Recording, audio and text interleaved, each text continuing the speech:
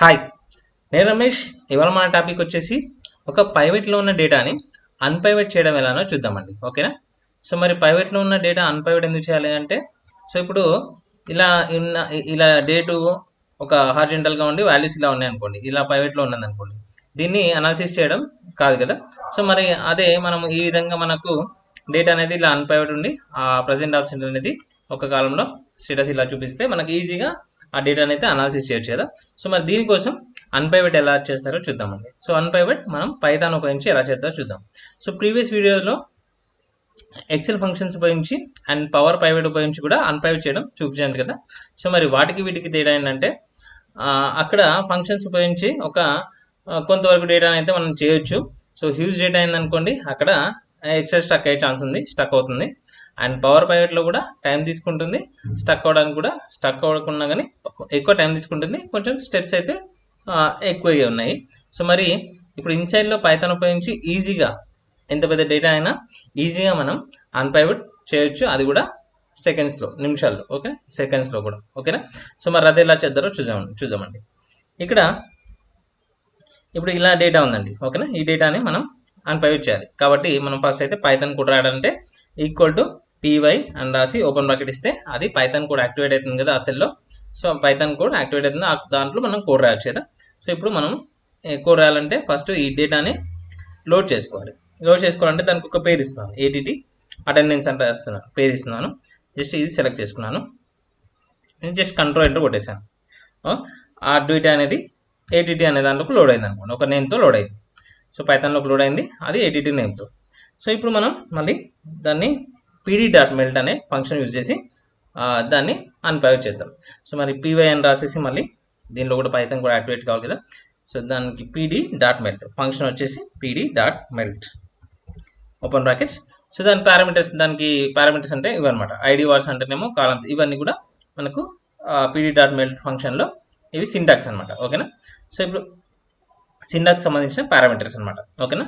pd.melt మనం దేన్నైతే అన్ప్రైవేట్ చేయాలనుకుంటున్నామో ఆ డేటా వచ్చేసి ఏటీటీ, మనం పేరు ఇచ్చాం కదా, ATT comma. So ID vars అంటే columns to be kept as not melted, అంటే మెల్టెడ్ లేకుండా ఉండాల్సిన ఏంటి, నేమ్ అండ్ డిపార్ట్మెంట్ కదా. సో మనం ఏం చేస్తున్నాం అంటే ఐడి వార్స్ అని ఇచ్చేసి ఈక్వల్ టు రెండు మూడు ఉన్నాయి కాబట్టి స్క్వేర్ బ్రాకెట్ ఇస్తున్నాను, దాంట్లో నేమ్ రెండు ఉన్నాయి కాబట్టి స్క్వేర్ బ్రాకెట్ ఇచ్చాను, name comma department as it ఈస్గా ఉంచాలి, అవి మెల్ట్ కాకూడదు. ఓకేనా? స్క్వేర్ బ్రాకెట్లో క్లోజ్ చేస్తున్నాను. నెక్స్ట్ సో వాల్యూ వార్స్ వచ్చేసి మనకి ఏవైతే కావాలో, అంటే ఇప్పుడు 1 2 3 1 2 కావాలి, 1 3 కావాలి అనుకుంటే మనం అవి అలా ఇవ్వచ్చు. నేను వాల్యూ వార్స్ ఇప్పుడు ఉపయోగించట్లేదు, మనకి ఏవైతే కావాలనుకుంటున్నామో అవి కావాలన్నప్పుడు ఆ వాల్యూ వార్స్ ఉపయోగించవచ్చు. సో కాబట్టి అది వదిలేయండి. వేరియన్స్ నేమ్ వచ్చేసి ఏవైతే డేట్స్, మిగతా కాలమ్స్ అన్ని అన్ప్రైవేట్ అయిపోతాయి. మరి ఈ కాలమ్స్ 1 2 3 ఇవన్నీ డేట్స్ ఉన్నాయి కదా, మరి అన్ప్రైవేట్ అయినప్పుడు దానికి ఒక పేరు ఇవ్వాలి కదా, నేను డేట్ అనే పేరు ఇస్తున్నాను. ఓకేనా? So variance var name equal to date. ఓకేనా? కామా నెక్స్ట్ ఈ వాల్యూస్ ప్రజెంట్ ఆబ్సెంట్ అవన్నీ ఉన్నాయి కదా, సో వాటికి నెక్స్ట్ ఏంటిది వాల్యూ నేమ్ వచ్చేసి ప్రజెంట్ ఆబ్సెంట్ వాల్యూస్ ఉన్నాయి కదా, సో వాటికి కూడా ఒక నేమ్ ఇవ్వాలి కదా. ఓకేనా? VALUE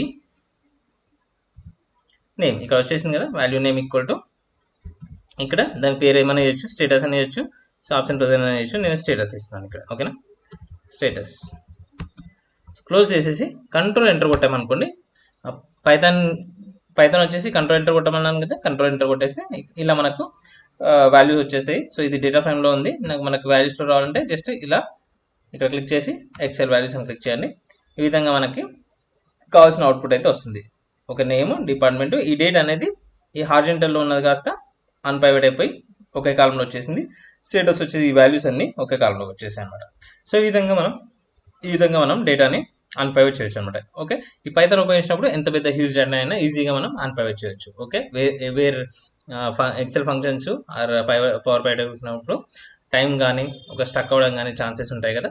సో పైథాన్తో ఉపయోగించినప్పుడు ఎంత పెద్ద హ్యూజ్ డేటా అయినా ఈజీగా మనం అన్ప్రైవేట్ చేయొచ్చు అనమాట. Thank you. వీడియో కనుక నచ్చినట్టయితే లైక్ చేయండి, కామెంట్ చేయండి, సబ్స్క్రైబ్ చేయండి.